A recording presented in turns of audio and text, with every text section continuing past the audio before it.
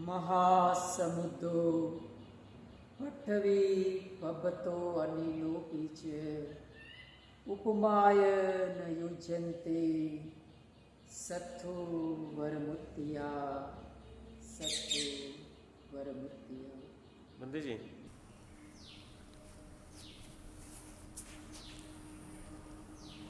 महासमुद्रो पठवी पबतो अनिलोपी च उपमाय न युज्यन्ते सत्थो वरमुत्तिया सत्थो वरमुत्तिया। महाकारुणिक भगवान तथागत बुद्ध,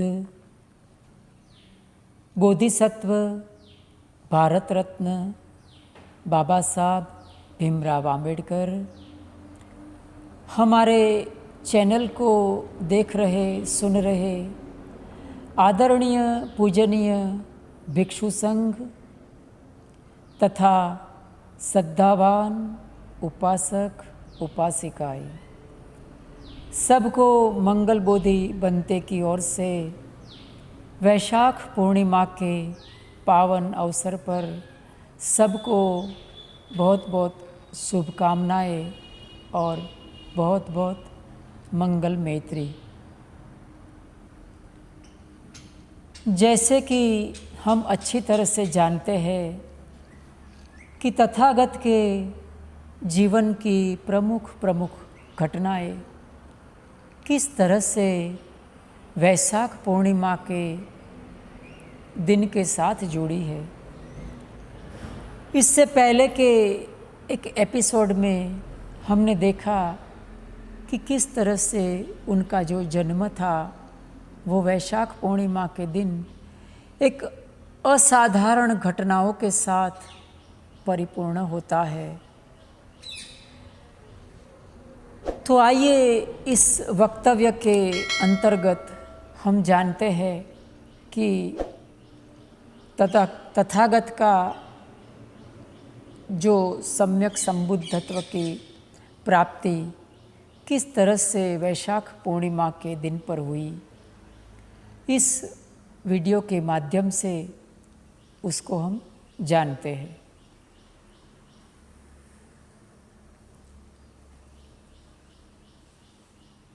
उरुवेलाय अर्थात आज जिसे हम बोध गया के नाम से जानते हैं, वहाँ का एक श्रेष्ठी के घर का दृश्य है।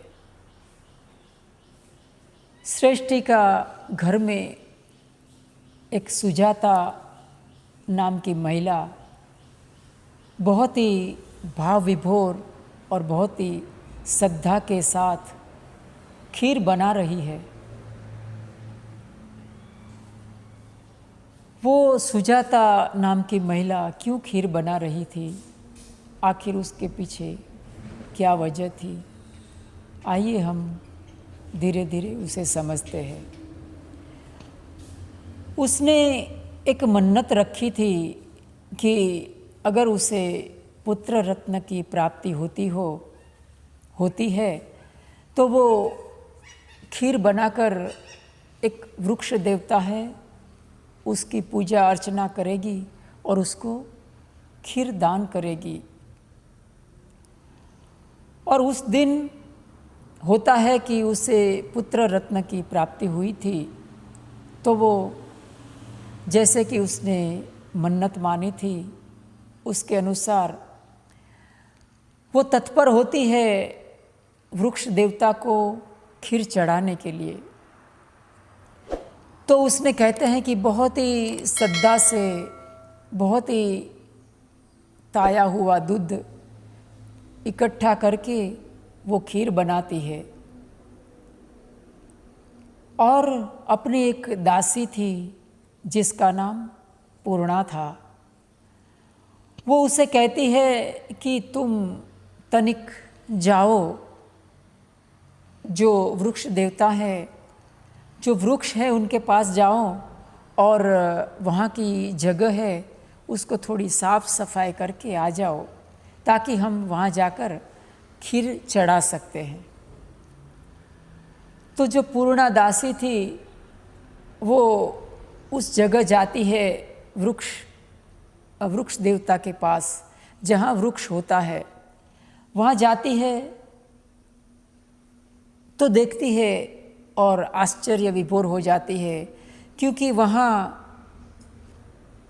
बुद्ध स्वयं विराजमान थे और उस पेड़ के नीचे तथागत बुद्ध, अभी उनको बुद्धत्व की प्राप्ति नहीं हुई थी, तो एक बोधिसत्व के रूप में वो पेड़ के नीचे बैठकर ध्यान समाधि भावना कर रहे थे। जैसे ही पूर्णा दासी की नज़र बुद्ध के ऊपर पड़ती है तो वो एकदम आश्चर्यचकित हो जाती है। उसके मन में तरह तरह का विचार पैदा होते हैं कि उनको लगता है कि ये जो वृक्ष देवता साक्षात प्रकट हुए हैं सुजाता माता की खीर ग्रहण करने के लिए, तो वो जमीन को साफ वाफ करना भूल जाती है और वापस भागती हुई सुजाता के पास जाकर उसे कहती है कि मालकिन जी सुनिए, आप उधर आपका खीर ग्रहण करने के लिए स्वयं वृक्ष देवता आकर उपस्थित हुए हैं। ऐसा उनको बड़ा ही बहुत ही उत्तेजित होकर, बहुत ही आनंद विभोर होकर उनको ये समाचार देती है पूर्णा दासी। तो सुजाता ये समाचार पाकर बहुत खुश हो जाती है। वो भी आनंद विभोर होकर वो जो खीर उसने बनाई थी उसको एक सुवर्ण पात्र में लेकर वो भागी भागी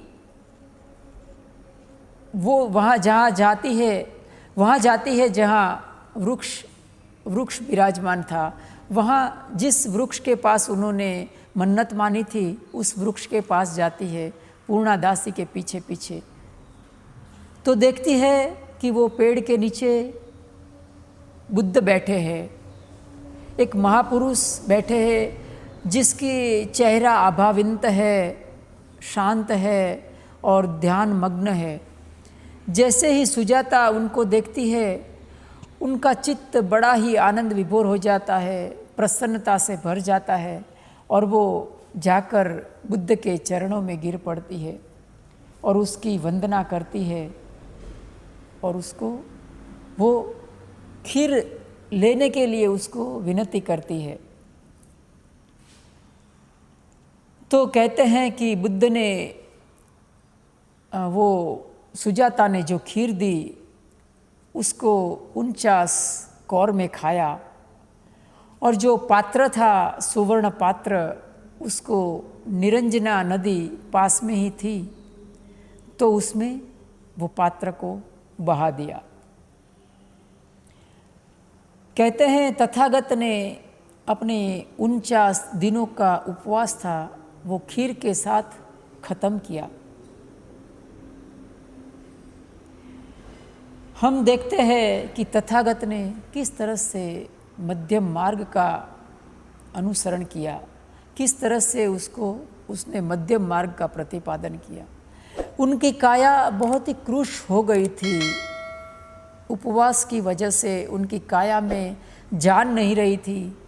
वो उसका उठना बैठना असह्य हो चुका था।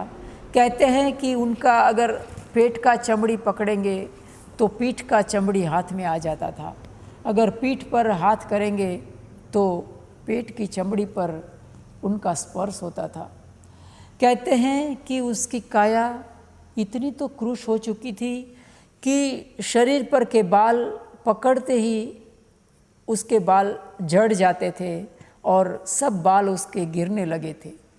उनकी काया एक नर कंकाल की तरह दिखती थी।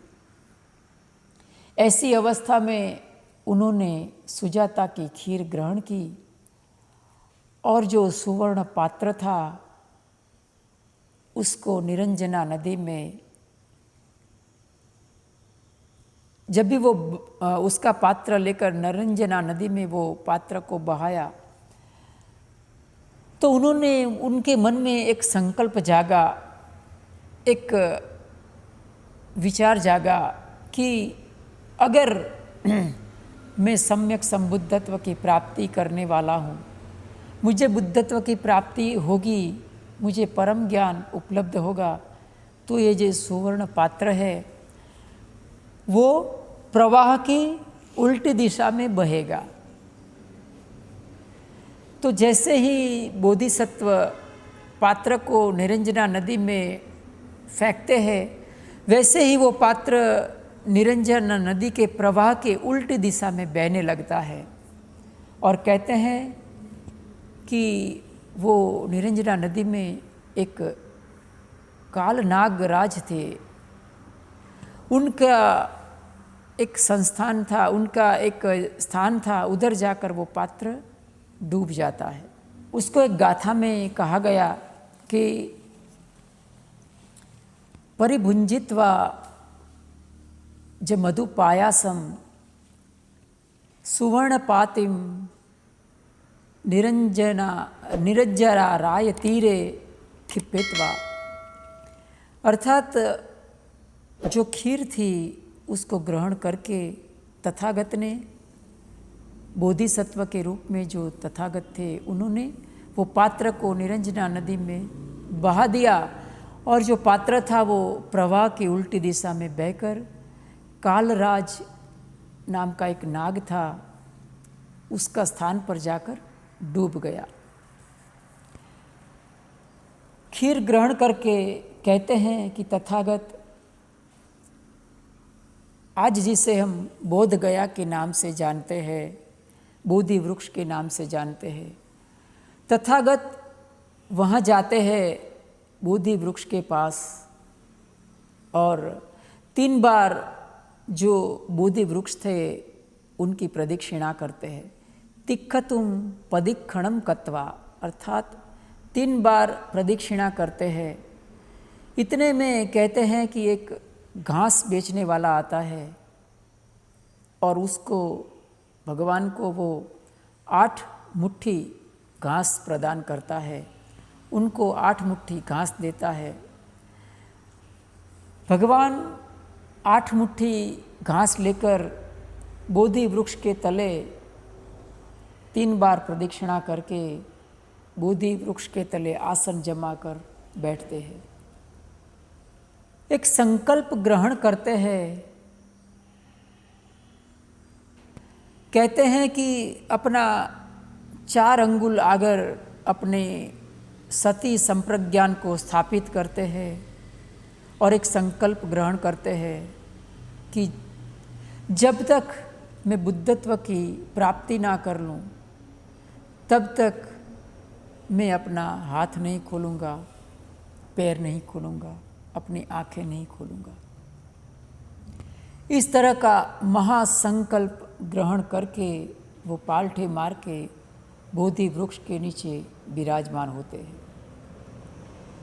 कहते हैं कि जैसे ही वो बोधि वृक्ष के नीचे इस प्रकार का संकल्प ग्रहण करते हैं तो सारे लोकों में एक कंपन आता है, सारे लोग कंपित होते हैं। 10 सहस्री लोक धातु सकंपी संपकंपी संपवेधी। खुशी के मारे सारे लोग झूम उठते हैं। कहते हैं कि जैसे ही संकल्प लिया उसके साथ ही देवेंद्र, शक्र, सहमपति ब्रह्मा, चातुर महाराज जी का, सब देवताओं का आगमन होता है और तथागत बुद्ध के संकल्प की सराहना करते हैं। बात स्वाभाविक है कि जैसे ही अच्छाई आती है, अच्छाई के साथ साथ बुराई भी प्रवेश करती है। तो जैसे ही सब देवतागण आते हैं उसके साथ साथ ही मार सेना भी आ जाती है। तथागत ने मार सेना के बारे में बताया है कि 5 प्रकार के मार बताए गए हैं। उसमें एक मार देवपुत्र मार भी है, मच्चू मार भी है। और हमारे भीतर जो 6 इंद्रिय है उसके ऊपर प्रतिक्षण जो क्लेश के संस्कार है, जो बुरे संस्कार है, जो दुष्ट संस्कार है, वो प्रतिक्षण अपना बल दिखा रहे हैं। वो प्रतिक्षण हमारे इंद्रियों को वो काबू कर रहे हैं। तो उसको भी तथागत ने मार कहा है।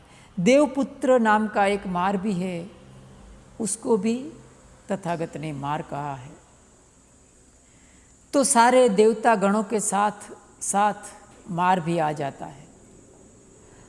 मार किस तरह से आता है, वो कितना भयंकर होता है, उसका वर्णन बोधिसुत्त में किया गया है। उसका वर्णन जो तथागत को सम्यक संबुद्धत्व की प्राप्ति हुई उसका एक सुत्त है, उसमें भी मार का वर्णन दिया गया है। एक महासमय सुत्त है, उसमें भी मार का वर्णन किया है कि वो किस तरह से आता है। हालांकि ये सब बातें थोड़ी अजीबोगरीब है, हमारी बुद्धि को चैलेंज करने वाली है। सत्य क्या है, सत्य के भीतर तथ्य क्या है, उसको हम नहीं जान सकते, लेकिन जो त्रिपिटक में लिखा है उसके अनुसार हम समझने की कोशिश करते हैं। महासमय सुत्त में मार किस तरह से आता है, कुछ कुछ गाथाओं में उसका वर्णन है। एकदम भयानक मार है वो। और वो जब भी आता है तो कहते हैं कि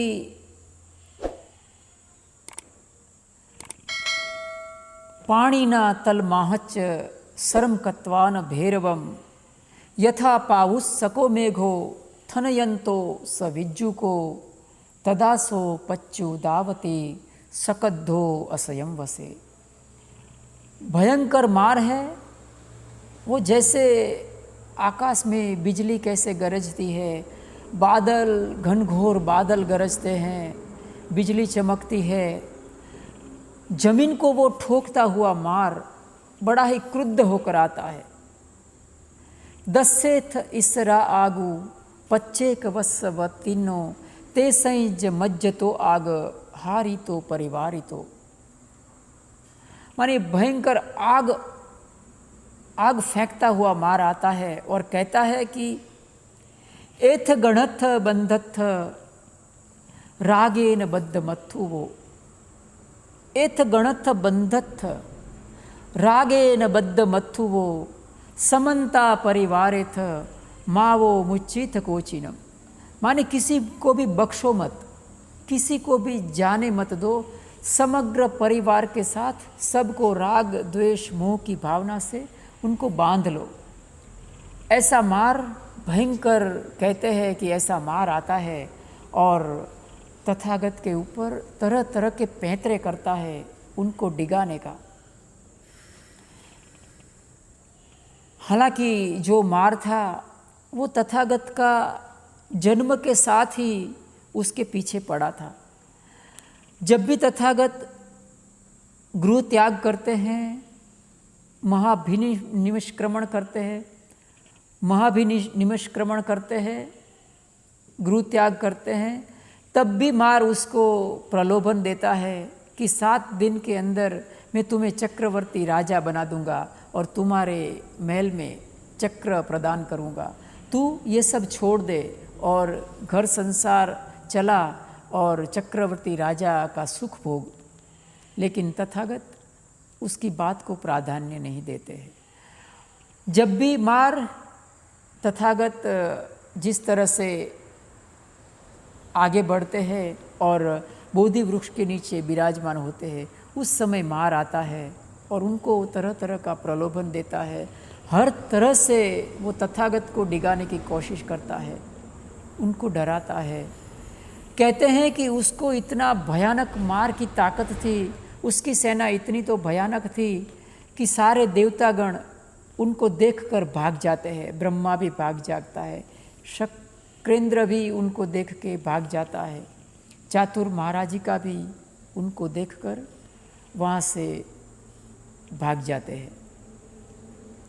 लेकिन कहते हैं कि जो मार था वो तथागत के चीवर के कोने को भी वो विचलित नहीं कर पाया। तो कहते हैं कि आखिर में मार सेना वो बिल्कुल निहत्थी हो जाती है, हेल्पलेस हो जाती है मार सेना। तो तथागत को कहती है, उनके साथ वार्तालाप करता है कि तुम्हारे पास क्या सबूत है कि तुम बुद्धत्व को प्राप्ति करने वाले हो? ऐसा कौन साक्षी है तुम्हारा बुद्धत्व का? तुम्हें जो पुण्य पारमी अर्जित की है उसका कौन साक्षी है? तो कहते हैं कि तथागत अपना दायां हाथ अपने चीवर में से निकालते हैं और भूमि को स्पर्श करते हैं। जैसे ही बुद्ध ने भूमि को स्पर्श किया वैसे ही सारे लोक में कंपन आ गया। एक प्रकार का मानी 10 सहस्री लोक धातु संकंपी संपकंपी संपवेदी अपमानोच उड़ारो ओभासो लोके पातुर होसी। अप्रमाण मानी अपरिमित प्रकाश सारे लोक में फैल गया जैसे ही बुद्ध ने अपना दायां हाथ जमीन पर रखा। तो ये देख के जो मार सेना थी वो उधर से डर के मारी भाग जाती है, तिरोहित हो जाती है। और कहते हैं कि तथागत है वो प्रथम याम में उनके अंदर प्रथम याम में वो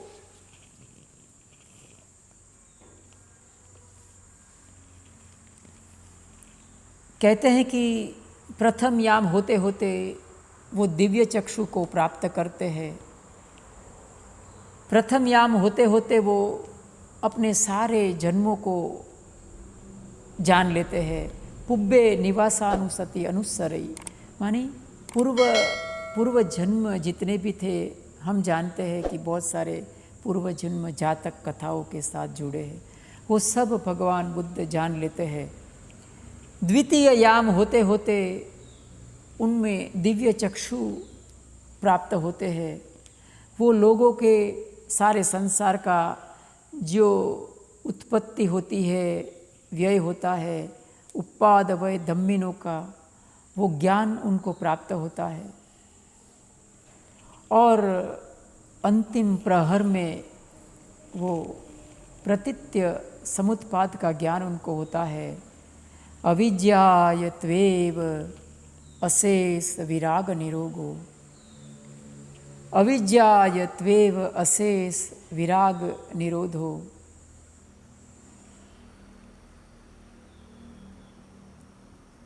अविद्यायत्वेव अशेष विराग निरोधा संखार निरोधो, संखार निरोधा विज्ञान निरोधो, विज्ञान निरोधा नाम रूप निरोधो, नाम रूप निरोधा। इस तरह से तथागत को प्रतीत्य समुत्पाद का ज्ञान होता है और वो माने सम्यक संबुद्धत्व की प्राप्ति करते हैं।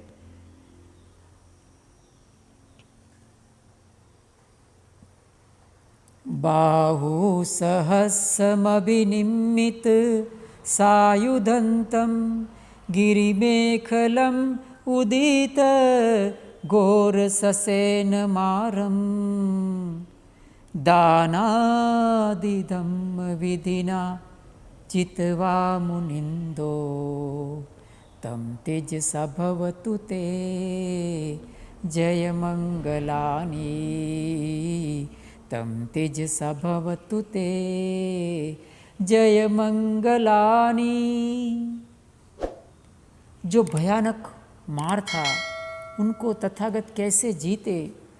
तो कहा कि दानादि धम्म विधिना जित्वा मुनिंदो, उनको दान धर्म की भावना से उनको जीते और दान धर्म की भावना से तथागत सम्यक संबुद्धत्व की उन्होंने प्राप्ति की। तो आज के पावन अवसर पर, वैशाख पूर्णिमा के पावन अवसर पर हमने जाना कि किस तरह से तथागत ने सम्यक संबुद्धत्व की प्राप्ति की। तो आइए हम सब मिलकर इस पावन अवसर पर उपोषित व्रत रखें, ध्यान भावना मित्ता भावना में पसार होते हम स्वयं का और धम्म का कल्याण साधे। तो आज के दिन बस इतना ही। सबका मंगल हो, सब सुखी हो, सबका जीवन खुशहाली से भरे। मंगल बोधि बनते की ओर से सबको बहुत बहुत मंगल बेत्री और साधुवाद। साधु साधु साधु।